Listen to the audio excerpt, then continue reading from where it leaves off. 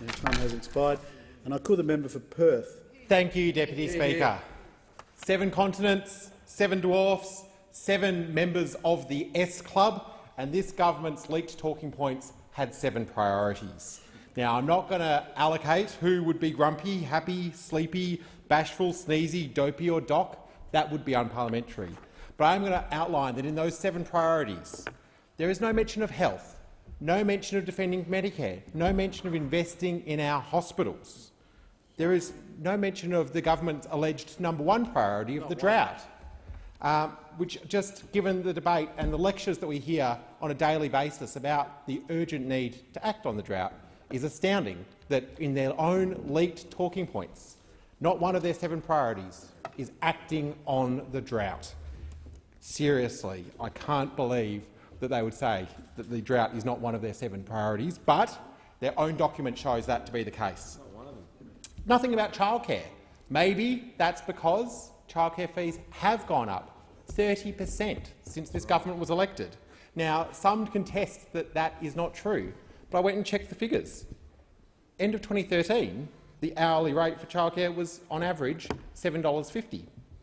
Now, in 2019, the average hourly rate for childcare services is $9.95. That is a fact. It has gone up $2.45 on this government's watch per hour.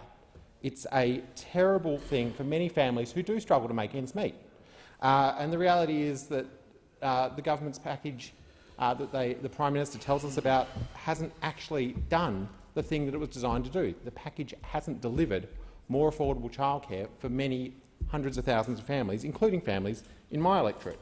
And, of course, in those 7 priorities, in those talking points, nothing about investing in schools, although that one didn't surprise me so much. Now, if the government wants to talk about what sort of priorities they could be investing in, let me just give them a few things that Western Australians would love to see action on. Investment in infrastructure. There is a huge need to bring forward infrastructure investment in Western Australia. There is a huge need in particular to act on housing. Now, when it comes to the wiping of housing debts, sometimes I think that Senator Cormann is the 13th senator for Tasmania, not a senator for Western Australia, because he does more for the Tasmanians in helping their housing challenges in secret deals with senators who are doing the right thing in advocating for their states.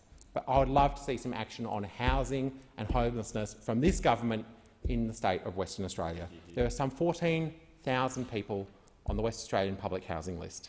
Some estimates of some 600 people sleeping rough in the Perth CBD every night. If we could come to some sort of an arrangement, $343 million, wipe the housing debt. I've written to a number of ministers and I will continue to do so.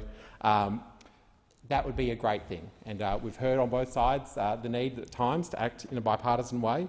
This is one of those things that this isn't about political reward, this is about helping some of the most vulnerable in our community. And when I talk about infrastructure, I would love to see some actual action on the Perth City deal. It's been announced twice by 2 Prime Ministers. It's been announced by the Prime Minister. It's been announced twice, done 0 times, much like the number of dams that have actually been built.